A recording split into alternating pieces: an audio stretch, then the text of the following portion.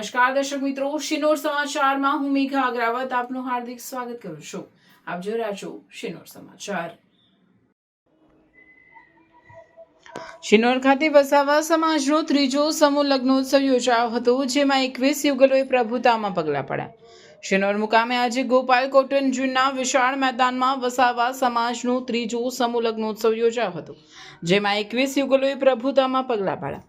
આ પ્રસંગે શિનોર વસાવા હિત રક્ષક સમિતિના સભ્યોએ ભારે જહેમત ઉઠાવી અને દાતાઓના વિશેષ ફાળો તથા સહયોગથી કાર્યક્રમને સફળ બનાવ્યો હતો।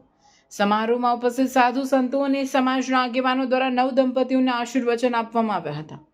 શિનોર વસાવા સમાજ હિત રક્ષક સમિતિના અશોક વસાવા તથા અન્ય સભ્યો દ્વારા સમાજને અનાવશ્યક ખર્ચમાંથી બચાવવા તેમજ ગરીબ પરિવારોને તેમના દીકરા દીકરીના લગ્નના ખર્ચમાંથી મુક્તિ મળે તે હેતુથી છેલ્લા 2 વર્ષથી સમૂહ લગ્નોત્સવનું આયોજન કરવામાં આવે છે।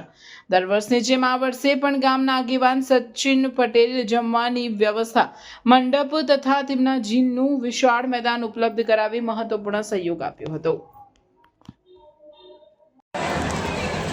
આજે 19 એપ્રિલ 2024ના રોજ શિનોર આદિવાસી હિત સંગઠન દ્વારા અને એમના ઉપક્રમે ત્રીજા સમૂહ લગ્ન મહોત્સવનું આયોજન થયું અને આ તકે સુંદર અને સરસ મજાનું જે આયોજન કર્યું, સતત ત્રીજા વર્ષે સફળતાપૂર્વક આ સમૂહ લગ્નનું કાર્ય પાર પાડ્યું છે। તો સૌથી પહેલાં તો આદિવાસી હિત સંગઠનની ટીમના પ્રમુખ અશોકભાઈ, શૈલેષભાઈ, રોબિનભાઈ, જયદીપભાઈ, સનાભાઈ અને જે સમગ્ર ટીમ છે એ લોકોએ ભારે જહેમત કરીને આ કાર્યક્રમને સફળ બનાવ્યો છે, એમને અભિનંદન પાઠવું છું।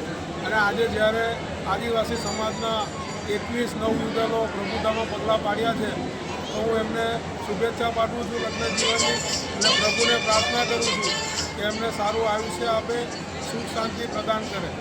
આ તકે ફરી હું આદિવાસી સમાજનું જે સમૂહ લગ્ન છે એ આદિવાસી સંસ્કૃતિ અને આદિવાસીના રીત રિવાજો પ્રમાણે સંપૂર્ણ થયું છે।